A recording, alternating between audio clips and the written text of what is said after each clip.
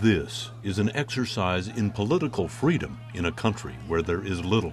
It's also an exercise in journalism education for two students from the Caucasus School of Journalism.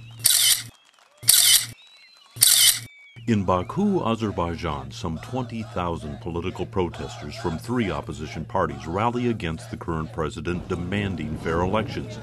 Not one frame of video of this massive demonstration will find its way onto Azeri television.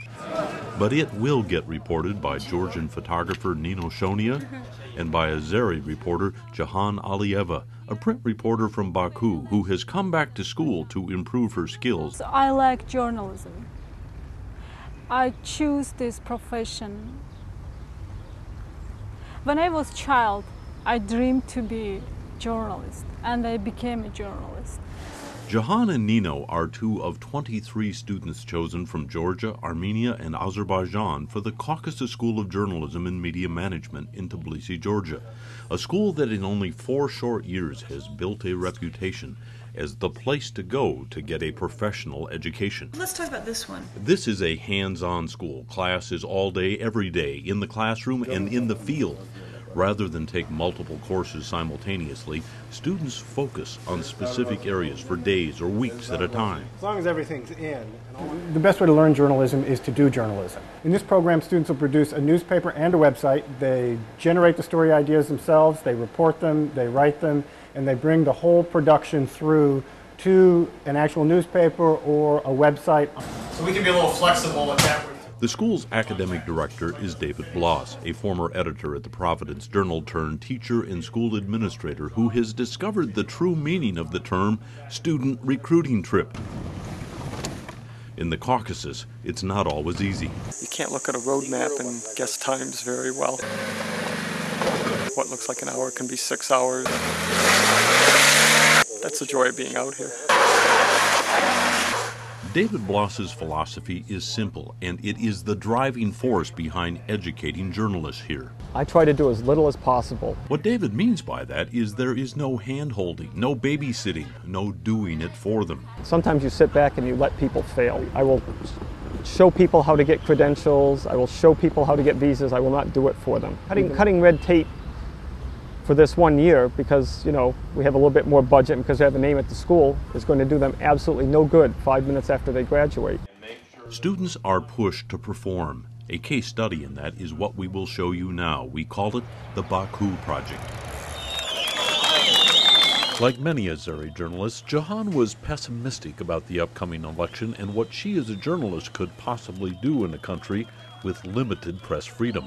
Baku Project came from an experienced reporter who has worked 7 or 8 years, various markets down there, print, a little bit of radio, a little bit Azeri media. She'd worked for BBC, done some English language stuff.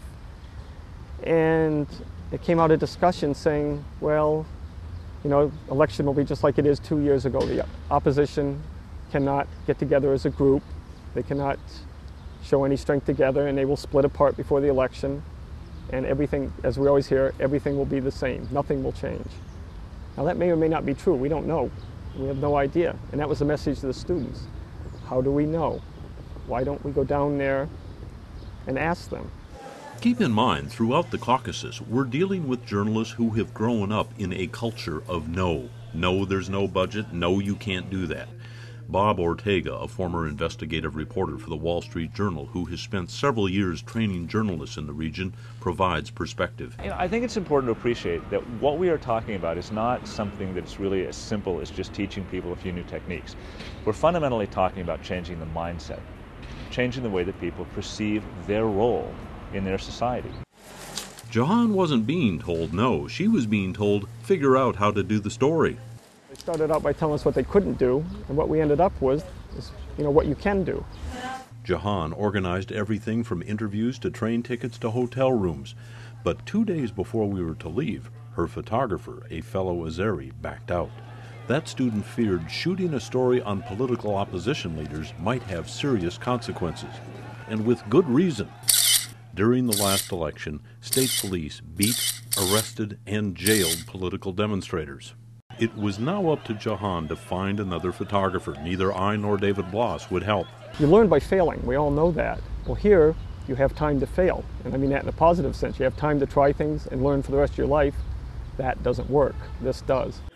Jahan found her photographer, her classmate from Georgia, Nino Shonia. I was afraid. It is a very big responsibility because I never did such kind of things, but I said yes because of practice, because of experience, because of I need it. 7 weeks of nothing but television, day and night, meant it was possible for an instructor and a couple students to break away for a couple days, take one of our cameras, get away from the school, and try something. And I mean, that's what television is. Good television is trying something.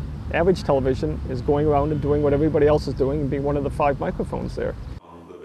Jahan and Nino shot the interviews, the preparation, the protests.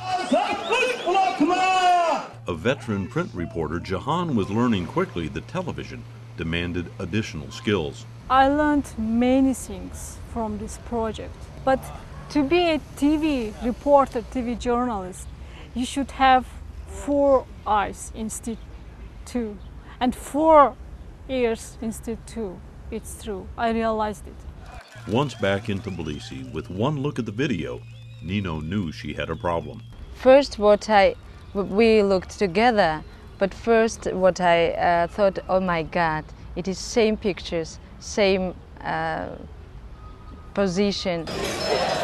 Nino had stayed too wide. She was missing close-ups so desperately needed to tell an effective visual story. But there were other pictures that made a powerful point. I shot stills of Nino and Jahan and posted them all over the J School to show everyone what can be done when your attitude is get it done.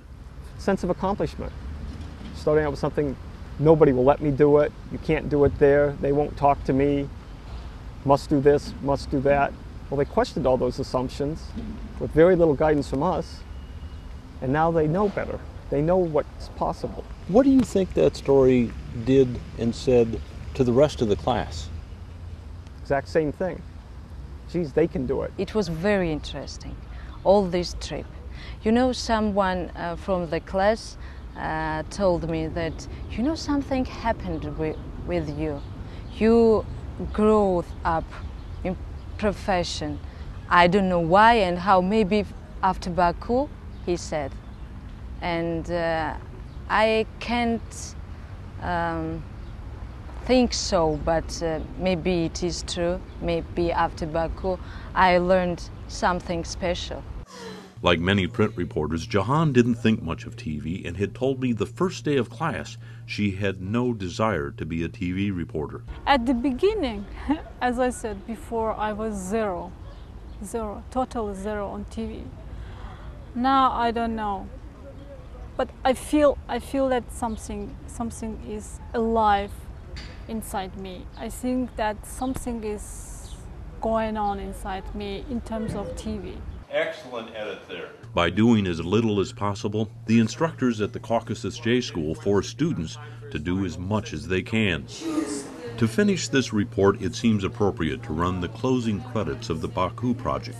Technically, they're not perfect, but for 2 journalists who only weeks before had never edited video, they are better than perfect. They are promising.